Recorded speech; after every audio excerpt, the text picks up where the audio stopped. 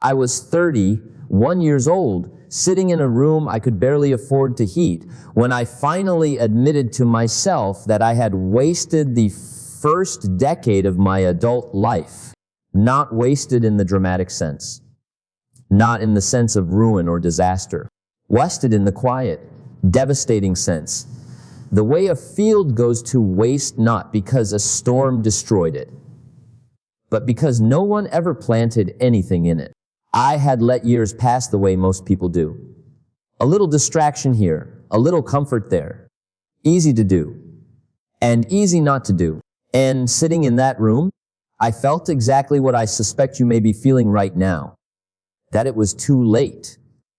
That the window had closed. Ding ding, that other people had been planting while I had been waiting. And that the harvest I had imagined for my life was no longer available to me. I want to tell you what I discovered that night. Not what someone told me. What I discovered through years of living it, testing it, watching it work in my own life, and in the lives of thousands of people I've had the privilege of speaking to.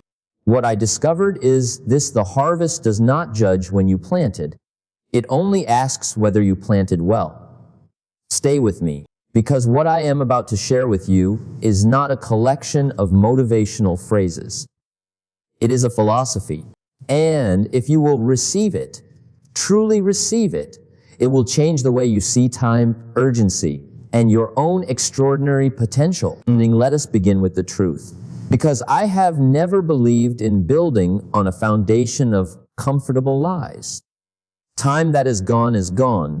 I will not stand here and tell you that the years you did not use do not matter. They do. Every season has its purpose. Spring is for planting. Summer is for tending. Autumn is for harvesting. And winter is the season that comes whether you are ready or not. If you spent your spring years distracted, your summer years drifting, your early autumn years wondering when you would finally begin, then yes, something was lost. Fitting. I will not pretend otherwise. That would be an insult to your intelligence and to mine. But here is what I want you to understand about loss. Loss is not the end of the story. Loss is the beginning of wisdom. I have met people who lost their first marriage and built a second one so strong it became the foundation of everything else they achieved. I have met people who lost their first business completely, embarrassingly, and went on to build enterprises that employed hundreds of families. I have met people who wasted their 20s and transformed their 30s into the most productive decade any human being has ever lived through. The winter that has already passed is not your enemy. It is your teacher. And the most important question you can ask yourself right now in this moment is not, why did I wait so long? The most important question is, what did the waiting teach me that I could not have learned any other way? Because here is something I have observed in 40 years of studying human achievement. Ending, the person who starts at 30, 40, or 50 with a clear philosophy, a burning sense of urgency, and the hard-won wisdom of someone who has already lived through failure. That person has something the 20-year-old who started early almost never has. They have context. They know what emptiness feels like. They know the cost of a wasted day. They know in their bones, not just their minds, that time is not a renewable resource. And that knowledge properly channeled is not a handicap, it is a weapon. The winter has passed. You cannot change that. But you are still here. Ding, ding, and the ground, if you will work it, can still receive a seed.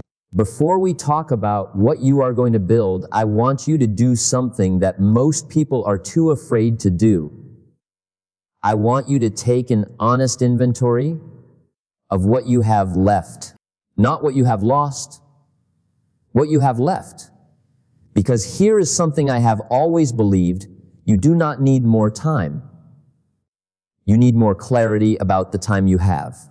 Let me ask you something. If you are 40 years old today and you live to 80, which is entirely reasonable and perhaps conservative, you have 40 years remaining. 40 years. Think about what the greatest achievers in human history built in 40 years. Think about what 40 years of compounding effort, compounding relationships, compounding wisdom, compounding investment can produce. 40 years is not a consolation prize. 40 years, used with discipline and philosophy, is a fortune. Now, perhaps you are 50, perhaps you are 55. Then let me ask you this. What would you give for 25 more years of purposeful, disciplined, philosophically grounded living? 25 years of waking up with intention, tending 25 years of daily disciplines, 25 years of investing in yourself, your relationships, your craft, your finances. I have seen people transform their entire financial picture in 10 years. I have seen people rebuild their health in 3. I have seen people find their purpose, their genuine soul-level purpose, in their 60s and spend the next 2 decades doing the most meaningful work of their lives. The inventory question is not, how much time did I lose? The inventory question is, what will I do with what remains? And the answer to that question, the honest, specific, committed answer, is the difference between the formula for failure and the formula for success. The formula for failure is a few errors in judgment, repeated every day. The formula for success is a few simple disciplines practiced every day. Both formulas compound. And both formulas are available to you right now, today, regardless of your age, your history, your circumstances. The only question is which formula you choose to apply to the time you have left. And I want to remind you, the time you have left is not a small thing. It is everything. It is the whole game. It is the only thing that matters from this moment forward. So take your inventory, not with grief, with gratitude, ending with a fierce, burning intention to waste not one single day of what remains. Now let me tell you about the advantage, because there is an advantage, and it is real, and it is significant. And the person who discovers it and uses it will outperform people who started a decade earlier. The advantage is urgency. When you are 22 years old and you decide to build something, you have a certain kind of energy, youth, enthusiasm, physical vitality. These are real gifts. I do not diminish them, but you also have something else at 22. You have the illusion of infinite time. And that illusion is the most dangerous thing in the world. Because the person who believes they have infinite time moves at the speed of someone who has infinite time. They try something, it does not work. They shrug and say, plenty of time to try again. They read a book, feel inspired, do nothing with it, and think, I will come back to that when the moment is right. They meet someone who could change their trajectory, and they fail to follow up because there is always tomorrow. The late starter does not have that illusion. The late starter knows, with a clarity that no motivational speech can manufacture, that time is finite, that today is not practice, that this year is not a rehearsal, that the window is real and the window closes. And that knowledge creates a quality of focus that the early starter almost never develops. I have seen it happen again and again. The person who starts late moves differently. They read the book and they implement immediately because they cannot afford the luxury of delay. They meet the right person and they follow up the same day because they understand that opportunities do not wait. They start the business, the project, the discipline, not when they feel ready, but now, because they have already learned the cost of waiting for readiness that never comes. Urgency is not panic. I want to be very clear about that distinction. Panic is destructive. Panic scatters your energy. Panic makes you chase 10 things and finish none of them. Urgency is focused. Urgency is the quiet, powerful knowledge that today matters more than tomorrow, and that what you do in the next hour is more important than what you plan to do next year. The late starter who channels urgency into disciplined daily action is not behind.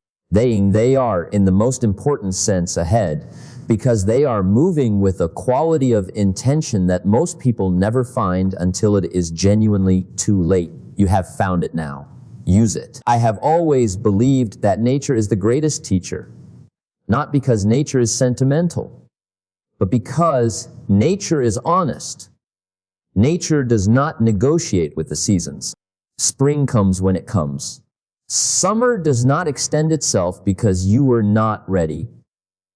Autumn arrives on its own schedule. And winter does not ask for your permission. The seasons of life work the same way. There is a spring of life. The years of learning, of formation, of absorbing everything around you. A time when the ground of your character is being prepared, whether you know it or not. There is a summer of life. The years of action, of building, of long days and hard work, and the sometimes brutal process of turning ideas into realities. There is an autumn of life. The years of harvest, of gathering what the spring and summer produced, of teaching others what the seasons taught you. And there is a winter of life, the years of reflection, of legacy, of the deep satisfaction that comes only to those who planted well. Now here is the question I want you to sit with. Ending, which season are you in? Not which season do you wish you were in. Not which season do you think you should be in based on your age. And which season are you actually in based on where your philosophy, your disciplines, and your daily habits have brought you. Because here is something I have observed. You can be 40 years old and still be in spring. Not because 40 is young, but because your spring, your season of genuine preparation and planning is just beginning. Ending and a late spring planted with urgency and wisdom can produce an autumn harvest that a careless early planting never could. The mistake most people make is confusing the calendar season with the life season. Your calendar says autumn, ending, but if you have just discovered your purpose, if you have just found your philosophy, you are just now beginning to plant with intention. Then your life season is spring. And spring, no matter when it arrives, is a reason for celebration, because spring means possibility. Spring means the ground is open. Spring means the harvest is still ahead of you. And I want to ask you something directly. If your spring is just beginning, if you are planting for the first time with real intention, what will you plant? What kind of seeds will you choose? Because the harvest you want in 10 years is determined by what you put in the ground today. Choose wisely, plant boldly. And do not let anyone tell you the season has passed. There is an ancient story about a sower who went out to plant seeds. And what I find remarkable about that story is not the seeds that fell on good ground and grew. What I find remarkable is the seeds that fell on poor ground, on rocky soil, on thorny soil, on the hard path, and never grew at all. The sower did not stop planting because some seeds failed. The sower understood something profound. You plant everything, and you trust the law of the harvest to do its work. That is the philosophy I want to give you today. The sower's philosophy.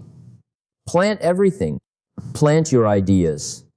Write them down, develop them, speak them to people who can help you refine them. Implant your relationships. Invest in people. Give your time, your attention, your genuine interest, your best thinking. Plant your skills. Read the books, take the courses, practice the disciplines, do the work even when no one is watching and no one is applauding. Plant your finances. Not dramatically, not with some sudden grand gesture, but consistently, systematically, a little every month, every week, every day, Ending, compounding quietly in the background of your life. Ending and plant your philosophy. This is the most important seed of all. What do you believe about yourself? What do you believe about what is possible for someone who starts where you are starting? What do you believe about your capacity to change, to grow, to build something worthy of the years you have left? Because here is what I know about the law of the harvest. It is completely impartial. It does not reward the person who planted first. It rewards the person who planted best. The person who plants with intention, with consistent effort, with the right seeds in the right ground, that person will harvest regardless of when they started. The person who plants carelessly, sporadically, without philosophy, without discipline, that person will struggle to harvest regardless of how early they began. You are the sower, and you are standing at the edge of a field that is still open, still fertile, still waiting.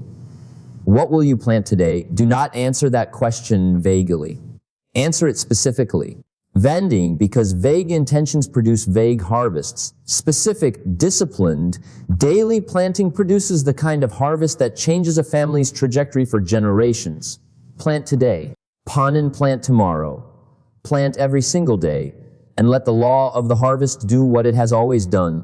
Reward the faithful, persistent, intentional sower. If what you have heard so far is speaking to something deep in you, if you feel the truth of these words in a place beyond just your thinking mind, then I want you to do something right. Subscribe to this channel, not because of a button, not because of a number, but because you have just spent the last several minutes receiving a philosophy that took me years to develop and decades to refine. And there is more of it. Every week, right here, we go deeper into the principles that separate the people who merely exist from the people who truly build a life. The seasons we have talked about so far, the winter that passed, the inventory of what remains, the urgency of the late starter, the sower's philosophy. These are the foundation. What comes next is the architecture, the specific daily practical structure of a life that compounds, the disciplines that turn urgency into results, the habits that make the years work for you instead of against you. If you are ready for that, if you are genuinely, seriously ready to stop feeling behind and start building forward, then stay with me. Because the next section is where the philosophy becomes a plan. And a plan in the hands of someone with urgency and wisdom is the most powerful tool in the world. Now let me give you the architecture, because philosophy without structure is just inspiration, and inspiration without discipline evaporates by Thursday. What I am about to share with you is not complicated. In fact, the simplicity of it will tempt you to dismiss it. I ask you not to do that. The most powerful forces in the world are simple. Gravity is simple. Compounding is simple. And the daily disciplines that transform a life are simple, easy to do, and easy not to do. That is the great distinction. Not hard versus easy. Easy to do and easy not to do. And the entire difference between the life you have and the life you want lives inside that small distinction. The first discipline is this: begin each day with a clear intention. Not a vague wish, not a mood. A clear, written, specific intention for what this day will produce. Ending 5 minutes in the morning, before the noise of the world enters your mind, before the demands of others begin pulling at you. 5 minutes with a pen and a journal, answering one question. What will I do today that moves me closer to the harvest I want? Write it down, not in your head, on paper. Because the act of writing is the act of commitment. And commitment is what separates the person who intends to change from the person who actually does. The second discipline is learning. Every single day. I made a commitment many years ago to read for 30 minutes every day. Not when I felt like it. every day. And what I discovered is that 30 minutes a day, compounded over a year, is roughly 180 hours of learning. 180 hours of absorbing the best thinking of the best minds who have ever lived. In 5 years, that is 900 hours. In 10 years, 1,800 hours. The person who reads 30 minutes every day for 10 years does not merely know more than the person who does not. They think differently. They see differently. They make different decisions. And different decisions compounded over years produce an entirely different life. The third discipline is reflection. And at the end of each day, ask yourself 2 questions. What did I do well today? And what would I do differently? Not as self-punishment, as self-education, ending because the person who reflects on their days is the person who learns from them. And the person who learns from their days is the person who stops repeating the same errors that have kept them in winter longer than necessary. 3 disciplines, simple, in and available to anyone, starting tomorrow morning. Will you do them? I want to talk to you about the most important investment you will ever make. Not stocks, not real estate, not any financial instrument that anyone has ever tried to sell you. The most important investment you will ever make is in yourself. Here is something I have said for many years, and I mean it with every part of my conviction: work harder on yourself than you do on your job. Most people work hard on their job. They show up, they put in the hours, they do what is required. And at the end of the year, they have earned what their job pays, which is fine. You must make a living, but here is the distinction I want you to hold. You must make a living and you must design a life. Making a living is what your job does. Designing a life is what you do. Through the investment you make in your own philosophy, your own skills, your own thinking, your own character, the person who works hard on their job might earn a modest living. The person who works hard on themselves, who reads, who studies, who develops their philosophy, who builds their skills, who refines their character, that person becomes the kind of person who creates opportunities that no job could ever provide. And here is the particular relevance of this for you, the late starter. You cannot go back and reclaim the years you did not invest in yourself. That is true. But you can, starting today, begin compounding at a rate that will astonish you. Because here is what most people do not understand about self-investment.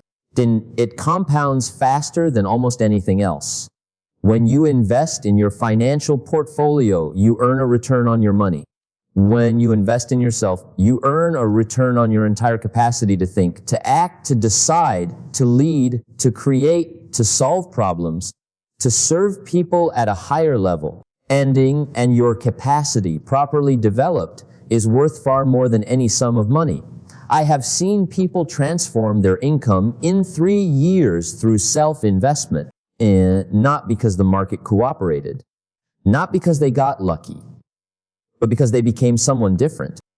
Someone with better ideas, better relationships, better judgment, better habits, and the world simply paid them accordingly.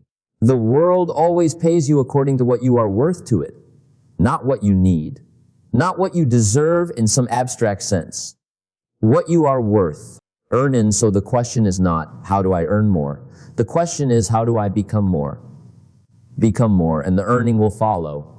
It always does. I want to ask you something that may be uncomfortable. Look at the 5 people you spend the most time with. Not the people you wish you spent time with. Not the people you admire from a distance. The 5 people who are actually in your daily life, whose voices you hear most often, whose opinions you absorb most regularly, whose habits and attitudes and energy surround you day after day. Now ask yourself, if you became the average of those 5 people, their income, their philosophy, their health, their ambition, their daily habits, Would you be satisfied with that average? If the answer is yes, then you are fortunate. You have built your circle well. If the answer is no, and for many people the honest answer is no, then you have identified one of the most important levers available to you. Because here is what I have come to believe after decades of observation. You cannot outperform your environment indefinitely. You can push against it. You can resist it for a while. You can be the one who rises despite the weight of a discouraging environment. But over time, the environment wins. It always wins because it is constant and your resistance is not. Being the late starter who wants to compress time, who wants to make the years ahead count more than the years behind, must be deliberate about their associations. And this does not mean you abandon the people you love. It does not mean you become cold or calculating in your relationships. It means you are intentional about adding to your circle. Find one person who is further along the path than you are. Someone whose life you genuinely admire. Not their possessions, their character. Not their income, their philosophy. And spend time with that person. Listen to them. Ask them questions. Absorb their thinking. Find one-to-one community. A mastermind, a study group, a professional association where the conversation is about growth, not complaint. Thorning, where the default topic is possibility, not limitation. Where people hold each other to a higher standard and read the books. This is something I feel strongly about. When you read the biography of a great achiever, you are spending time with them. When you study the philosophy of a great thinker, you are absorbing their thinking. The books on your shelf are your extended circle. Choose them with the same care you would choose a mentor, because you are becoming the average of everything you allow into your mind. Choose accordingly. There is a law that governs all human achievement. It is not a law of luck. It is not a law of talent. It is not a law of timing or circumstance or the favor of the universe. It is the law of averages. And here is what it says. If you do something often enough, a ratio of success will emerge. And that ratio can be improved. Let me make this concrete. If you speak to 10 people about your idea, your business, your opportunity, and one of them says yes, then you have a 1 in 10 ratio. Now, some people hear that and they are discouraged. 9 people said no. Only 1 said yes. But here is what the law of averages tells you. The 9 who said no were not obstacles. They were part of the path to the one who said yes. And here is what else it tells you. If you speak to 20 people, you will find approximately 2 who say yes. If you speak to 100, approximately 10. The law does not reward the person who waits for a better ratio. It rewards the person who works the ratio they have. Now here is the extraordinary thing about the law of averages for the late starter. Your ratio can improve. Every conversation you have makes you slightly better at having the next one. Every book you read makes your ideas slightly sharper. Every discipline you practice makes your execution slightly more reliable. Every day that you apply the philosophy, the ratio shifts, almost imperceptibly at first, and then with gathering speed. This is the compounding of human development, and it is more powerful than financial compounding because it operates on the most complex and valuable instrument in the worldview.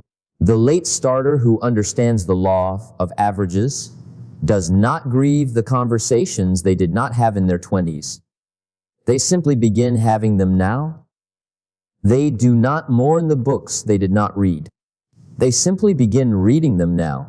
And they trust, with the calm confidence of someone who understands how the law works, that the ratio will produce the result. Not immediately, not dramatically, but inevitably. Play the long game, not the long game of passivity and waiting. The long game of consistent, daily, disciplined action. Trusting that the law of averages is working in your favor every single time you show up. Because it is. It always is. I want to address something that I believe is at the heart of why so many people feel stuck. It is not a lack of information. It is not a lack of opportunity. It is not even a lack of time, though time is precious. It is a wish. The wish that it were easier. And I understand that wish. I have felt it myself. There were years when I looked at what I was trying to build and thought, why is this so hard? Why does it take so much? Why can't it just be simpler? And then I learned something that changed my entire relationship with difficulty. Don't wish it were easier. Wish you were better. Don't wish for fewer problems. Wish for more skills. Don't wish for less challenge. Wish for more wisdom. Because here is what difficulty actually is. Difficulty is the curriculum. It is not the obstacle to your growth. It is the mechanism of your growth. Every hard thing you face is making you into the kind of person who can handle harder things. Every problem you solve is expanding your capacity to solve bigger problems. Every discipline you maintain through discomfort is building a character that can sustain greater success. And this is particularly important for the late starter, because the late starter has often spent years wishing things were different, wishing the circumstances were better, wishing the timing were right, wishing the environment were more supportive, wishing the economy cooperated, wishing the people around them were more encouraging. Ending all of that wishing produced exactly one result: more waiting. The moment you stop wishing it were easier and start working on becoming better, that is the moment everything changes. Not because the world becomes easier, it does not, but because you become more capable of navigating it. And a more capable person in a difficult world is not at a disadvantage. They are the most valuable person in the room. I want you to hear that. The person who has been forged by difficulty, who has learned from failure, who has developed wisdom through hardship, who has built character through years of navigating a world that did not cooperate. That person is not behind. That person is prepared. The late starter who has been sharpened by life is not starting from zero. They are starting from experience. And experience, when combined with urgency and philosophy, is a foundation that no amount of early advantage can replicate. If you have stayed with me this far, if you have given your full attention to these ideas, sitting with them, testing them against your own life, then I want to say something to you directly. You are not the average person. The average person clicks away. The average person wants the quick answer, the shortcut, the formula that requires no philosophy. You have stayed, and that tells me something important about who you are and what you are capable of. Subscribe to this channel if you have not already, because what we do here, week after week, is exactly this. We go deep. We go honest. We build the kind of philosophical foundation that the quick answer world cannot give you. And what I am about to share in the final sections of this message is the part that I believe will stay with you longest. We are going to talk about legacy, about the harvest that is still ahead of you, and about the single most important decision you will make from this moment forward. If this message is speaking to something real in you, if you feel that these words are not just ideas, but instructions for your life, then stay with me and share this with someone who needs to hear it. Because somewhere in your life, there is a person who feels exactly the way you felt when this video began.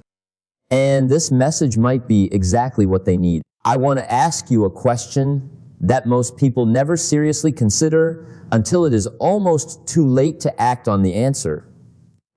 What will you leave behind? And not in the narrow sense of possessions or money, though those things matter, and I do not dismiss them. I mean, in the full, rich sense of legacy, what ideas will you have contributed? What people will you have influenced? What businesses, projects, families, communities will be stronger because you were here? What will your children, biological or philosophical, learn from watching how you lived? Legacy is not built at the end of a life. Legacy is built in the daily disciplines of a life. It is built in the books you read and the ideas you share. It is built in the way you treat the people who work for you and the people who work alongside you. It is built in the standards you hold yourself to when no one is watching and there is no reward for doing so. And here is what I want the late starter to understand about legacy. You have more to give than you think. Ending the years you have lived, even the years you feel you wasted, have given you something that the young person just beginning their journey does not yet have. They have given you stories. They have given you hard-won wisdom. The ending, they have given you the particular authority that comes only from someone who has actually lived through difficulty and come out the other side with their philosophy intact. That is worth something. In fact, it is worth a great deal. Some of the most powerful mentors I have ever encountered were people who started late, stumbled significantly, and then rebuilt with such clarity and discipline that their journey became a roadmap for everyone around them. Then your story, the full story, including the years you feel were lost, is not a liability. It is a resource. It is the raw material of a legacy that could influence people you have not even met yet. But only if you plant it. You will only if you do the work of articulating what you have learned, developing it into a philosophy, and then living that philosophy so visibly and consistently that the people around you cannot help but be changed by it. The harvest of your life is not just what you accumulate. It is what you give away. Indeed, the seeds of your wisdom planted in the lives of others will grow long after your season of planting has ended. That is legacy, and it is available to you, starting now. I want to bring you back to where we began. I told you that the harvest does not judge when you planted. It only asks whether you planted well. I want to unpack that completely now, because I think it is the most important idea in everything we have discussed today.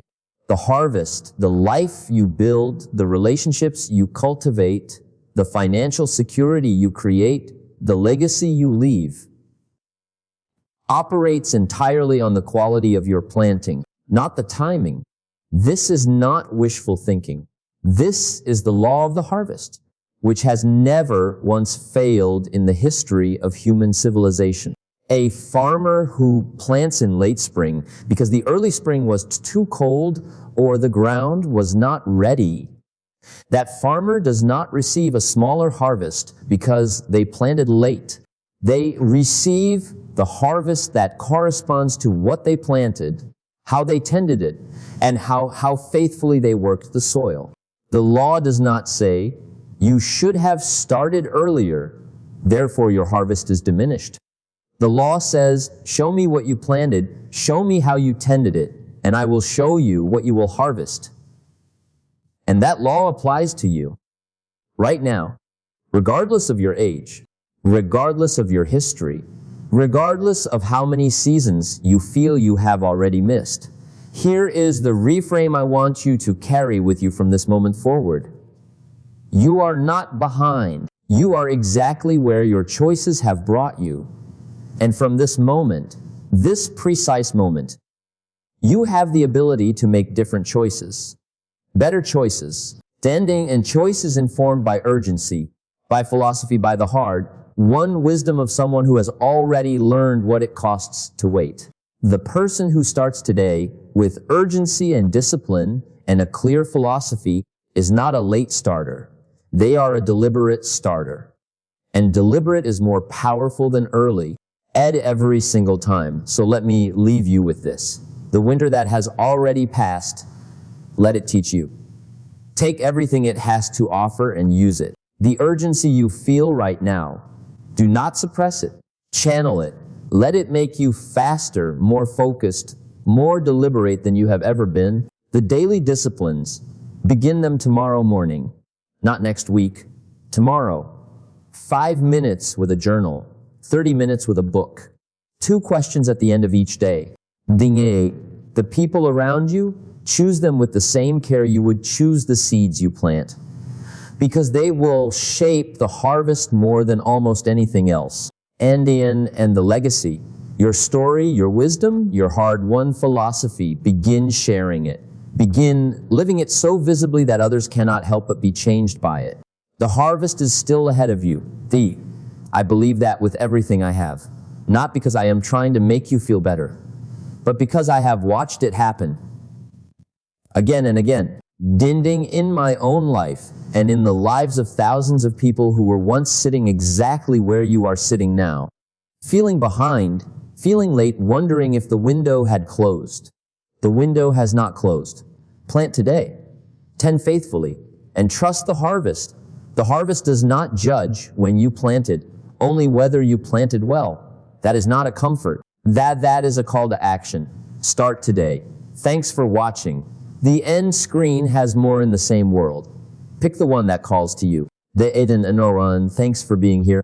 Pick whichever video on the end screen calls to you and keep building.